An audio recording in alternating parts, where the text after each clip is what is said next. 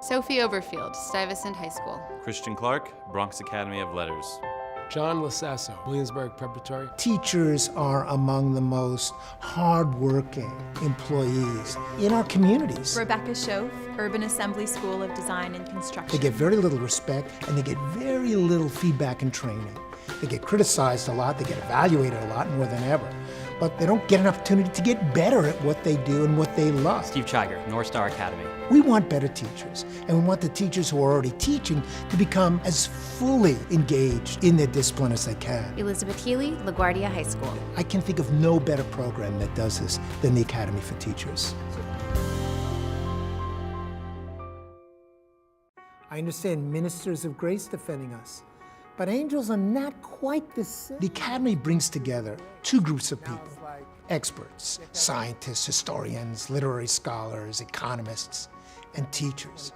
Very often, they're kept apart in our society, but this is a time for them to come together and for the teachers to have an immediate and electric connection with those experts. That Hamlet is worried about going to hell is...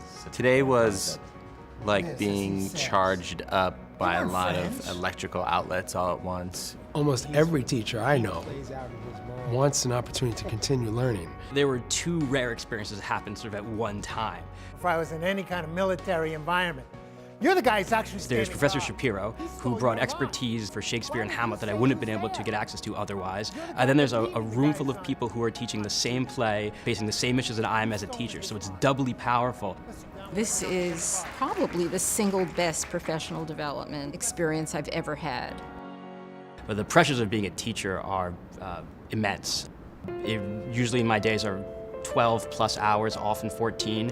Whatever work I don't finish at school, I just bring home with me and stay up all night doing it. Sometimes it's a lonely endeavor. It's so important in this era of budget cuts and tightening of belts and having a huge high number of students and so many high stakes tests and outcomes to give teachers an opportunity to be students and to learn and to keep the level of intellectualism in the education profession high. And I'm just thinking, how can I get more of this? Because I know this is going to help me be a better teacher. One teacher might influence 100, 200, 300, 500 people from being here. The best thing about this kind of program is how respected it makes teachers feel. I think it fundamentally shifts the conversation about education in our country when we recognize and honor teachers for being intellectuals and for being people who love learning.